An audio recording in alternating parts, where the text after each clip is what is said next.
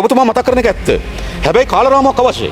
හැබැයි අද සිකුරාදා අද අපි කිව්වට පස්සේ සඳුදා ගිහිල්ලා ලැබුණාද කියලා අහන්න නම් එපා. නෑ ඒක සාධාරණ නැහැනේ.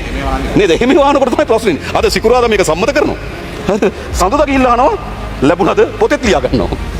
ඇත්තටම මේකට ඕර්සියල් මහතුරු ටික පත් කරන්න ඉතින් ඉන්නවා. මේ විමර්ශනය කරන්න ඕනේ මේක යනවාද කියලා. මම කියන්නේ මෙහෙම කරන්න එපා. මේ ඔක්කොම රැස් වෙන මොකද්ද? හැම දිස්ත්‍රික්කෙම දිස්ත්‍රික් ආපදා කළමනාකරණ කමිටුව තියෙනවා. ප්‍රාදේශීය කළමනාකරණ කමිටුව තියෙනවා. ඔබතුමාලේකට සහභාගී වෙන්න. ඒකට මේ අදාළ නිලධාරීන් ඔක්කොම එනවා. මේ පිටින් යන්න ඕනේ මේ කොළඹ යන්න ඕනේ මාතලේ මොකද උනේ කියලා බලන්න. ප්‍රාදේශීය ලේකම් කාර්යාලයට මේ නිලධාරීන් ඔක්කොම එනවා. තමුන්නාන්සලගේ മന്ത്രിවරුත් එනවා. එතන මේ ප්‍රශ්නේ ගන්න. කල යුත්තේ කුමක්ද? ඊට වගකීතු නිලධාරී. ඒ නිලධාරීන් එක හමුවක් තියෙන ආපදා කළමනාකරණ කමිටුව. ඒ කළමනාකරණ කමිටුවට ඔක්කොම එනවා. ඉතින් අපි මෙතන පාර්ලිමේන්තුවේ අපි තමුන්නාන්සල ඔක්කොම එකතන මේක අනුමත කරලා දීලා තියෙන පාර්ලිමේන්තුවේ.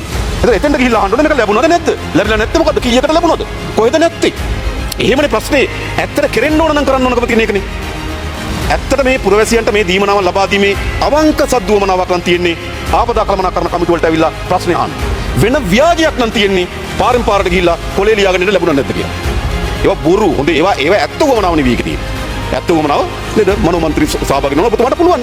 ඔබතුමාගේ ප්‍රාදේශීය ලේකම් කාර්යාලයට අදාළ ආපදා කළමනාකරණ කමිටුව රැස් වෙන ප්‍රශ්න අහන්න පුළුවන්. නිලධාරීන් අපි ඔක්කොම එකට අහමු. මොකද අපි පාස් කරලා දීලා තියෙන මුදල් අදාළ විදිහට ගියාද නැද්ද කියලා සොයා බලන එක අපි හැමදෙනාගේම වගකීම. ඉතින් ගෙන්ගෙට ගිහිල්ලා කරමු. මාස දෙකක් විතර ගිහිල්ලා ගෙන්ගෙට යමු. දැන් කමිටුවට යමු.